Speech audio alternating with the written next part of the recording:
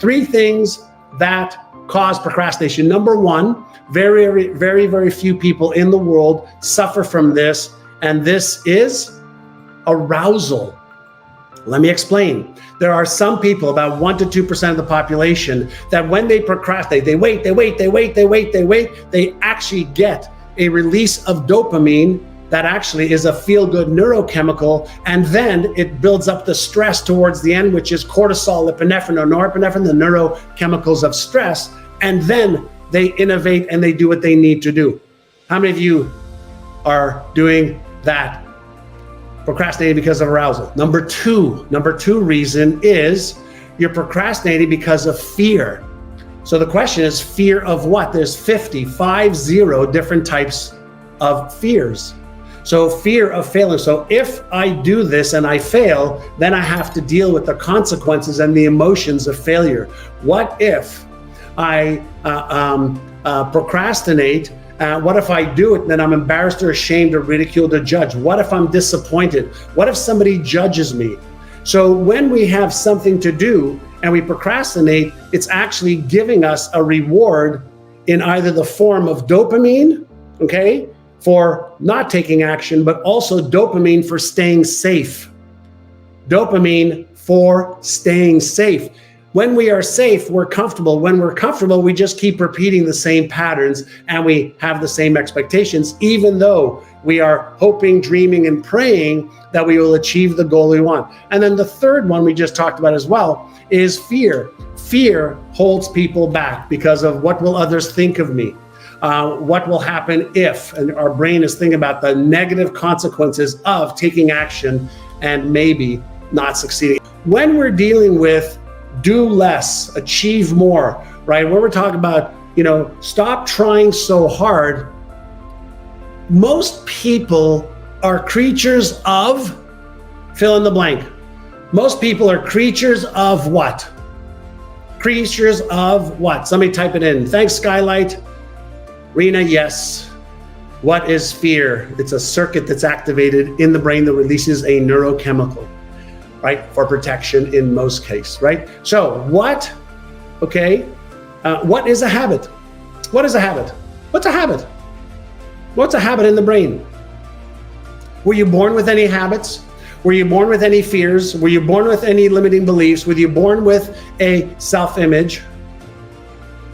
Isn't a habit the brain's way of repeating a pattern that we have followed? Repeating a pattern that we have followed, a thought pattern, emotion pattern, behavior pattern, and a result pattern. Isn't it the brain's way of automation to conserve energy? Isn't it the brain's way of automation to conserve energy? Does your subconscious mind care?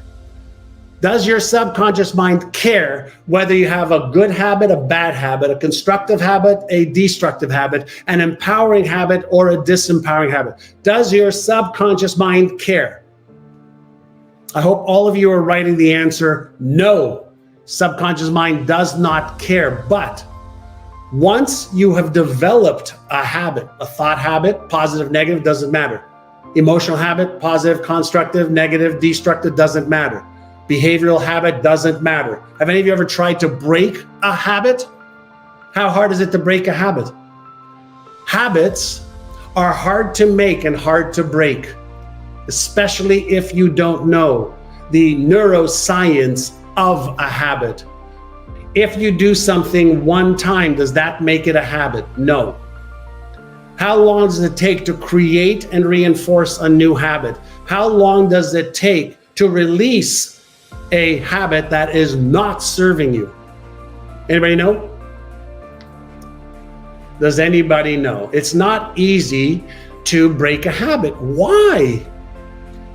Because our brain is an energy miser. It wants to protect us from using specifically glucose. Changing a habit requires energy. Developing a habit requires energy. It takes between 66 days and 65 days, 66 to 365, okay, to develop and reinforce a neural pattern depending on the sophistication of the pattern. Think of it as software. How long does it take you to write software code for a cell phone or your computer? And the answer is, well, it depends. If it's a simple software code, it's easier. If it's complex, it takes longer. Does that make sense? So listen, when we are talking about doing less to achieve more, do you think that there's some things you might be able to learn from neuroscience or neuropsychology? Because if you want to learn how to achieve more and do less, then yes, start off with the vision of what you want. And then we have to work on the internal mechanics, the neuromechanics of how our brain works so that we are more efficient. And the way we are more efficient is we model the behaviors, we model the skills, we model the patterns, okay, of doing it right versus doing more of what's wrong.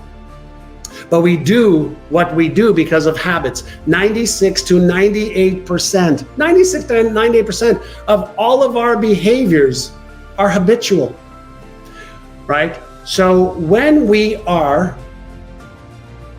being smarter, we're actually thinking first. We're not doing and reinforcing patterns, we're thinking first.